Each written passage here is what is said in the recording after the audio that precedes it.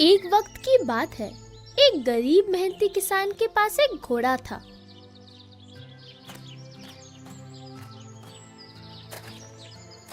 किसान पूरे महीने मेहनत से काम करता था और जो भी नमक उसने महीने भर इकट्ठा किया होता था उसे बाजार में जाके बेच देता था। वह एक दयालु किसान था, लेकिन उसके पास सिर्फ एक ही घोड़ा था।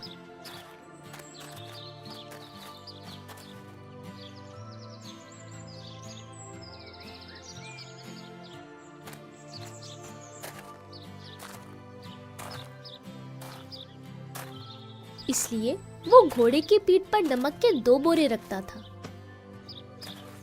मुझे माफ करना मेरे बच्चे, जानता हूँ नमक के बोरे भारी हैं, लेकिन मेरे पास कोई रास्ता भी नहीं है।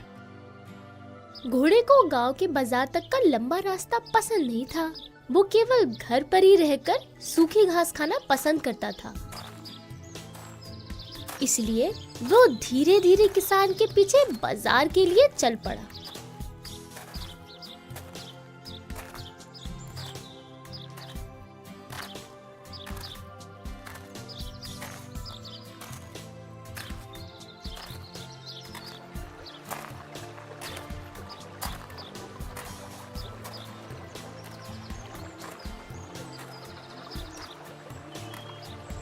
सावधान बच्चे, नदी के ऊपर इस पुल पर फिसलन है, धीरे चलना नहीं तो तुम गिर जाओगे।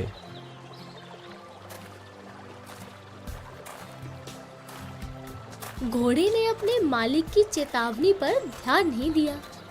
वह अपना काम जल्दी से निपटाना चाहता था, इसलिए वह तेज चलने लगा और वो कुछ ही कदम आगे चला होगा कि उसका पैर फिसला और वो नदी में जा गिरा।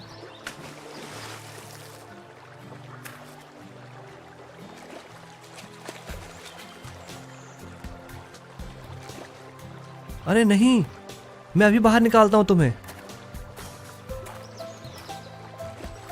किसान ने घोड़े को पानी से बाहर निकलने में मदद की।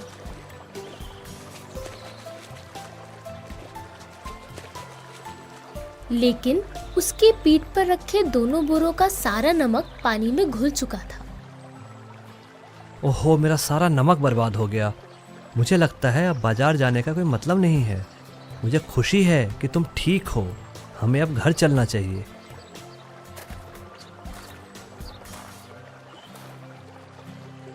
घोड़ा इस छोटी सी घटना से बहुत खुश हुआ कि अब इतनी कड़ी मेहनत नहीं करनी पड़ेगी।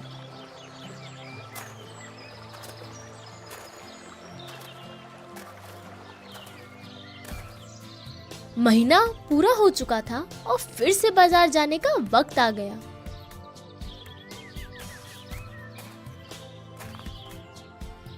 चलो बच्चे, अब हम दोनों को बाजार चलना है।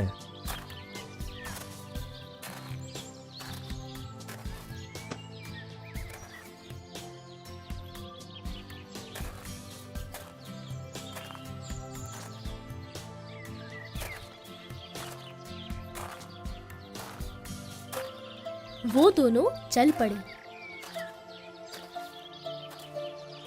चलते चलते फिर से वो नदी के पास आ गए।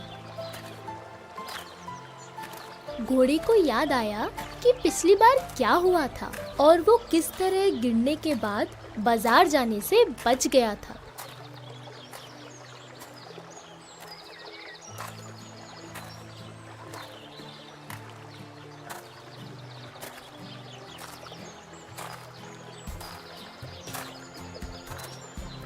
इसलिए वो फिर से पुल पर तेज तेज चलने लगा और जानबूझकर नदी में गिर पड़ा।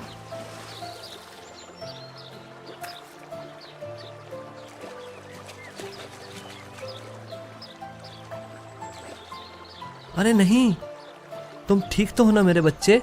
रुको, तुम्हारी मदद करने आ रहा हूँ।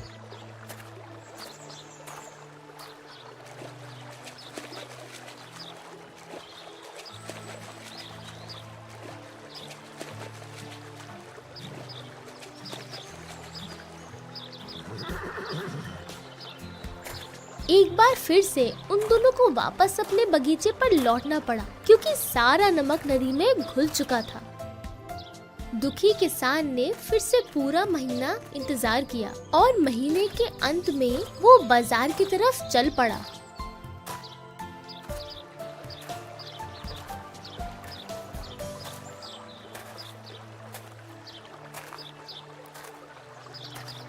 और इस बार फिर से घोड़ा जानबूझकर नदी में गिर गया और किसान का नमक बर्बाद कर दिया।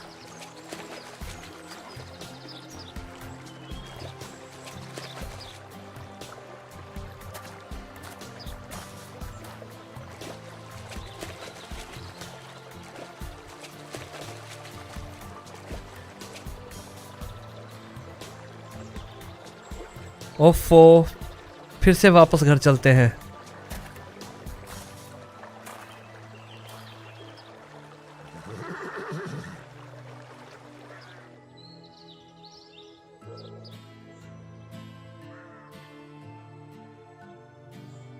किसान ने बहुत धीरज से फिर से अगले महीने का इंतजार किया और इस बार उसने नमक की जगह रुई बोरे में भर दी।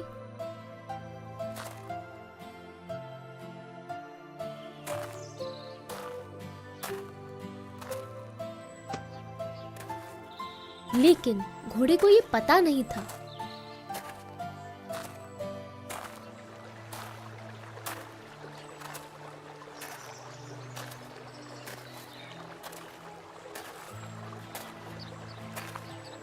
जब वह पुल पर आया तो घोड़े ने फिर से जानबूझकर खुद को नदी में गिरा दिया ताकि उसे आगे ना जाना पड़े।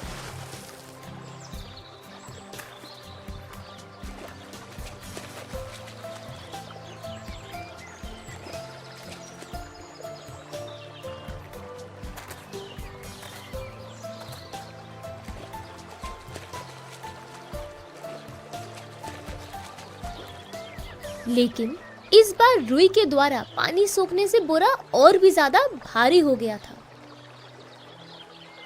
तुम फिर से नदी में गिर गए, है ना? ठीक है, लेकिन इस बार मैंने नमक की जगह बोरे में रुई डाल दिया था।